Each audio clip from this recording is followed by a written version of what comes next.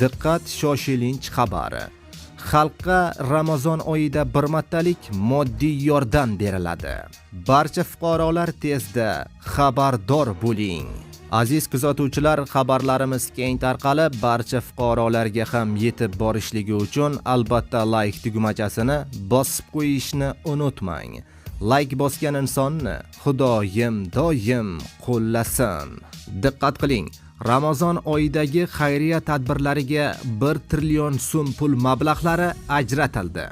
Prezident Shavkat Mirziyoyev Ramazon oyida ehtiyojmand aholining ijtimoiy himoyasini yanada kuchaytirish masalalariga bag'ishlangan yig'ilish o'tkazdi.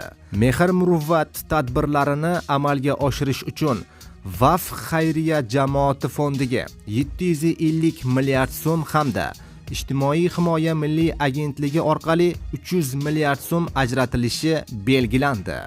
Mablag'lar hisobidan ehtiyojmand oilalarga bir martalik moddiy yordam ko'rsatiladi.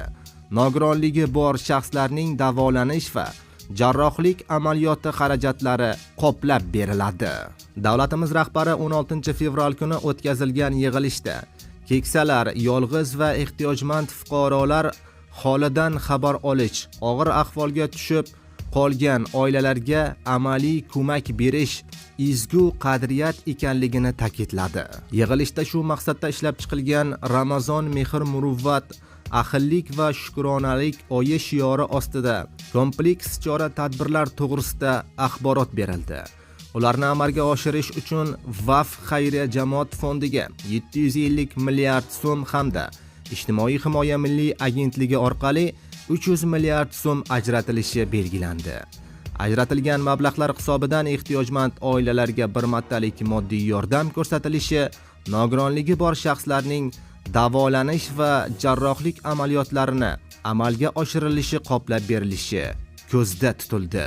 Prezident har bir mahallada ehtiyojmand oilalarni aniq va shaffof ro'yxatini shakllantirish, yordamlarni fuqarolarning dini, millati va ijtimoiy kelib chiqishdan qat'iy nazar teng va adolatli tarzda yetkazish shartligini alohida ta'kidladi. Bu bo'yicha mas'ul idoralarga bu borada qat'iy nazorat o'rnatishini topshirdi.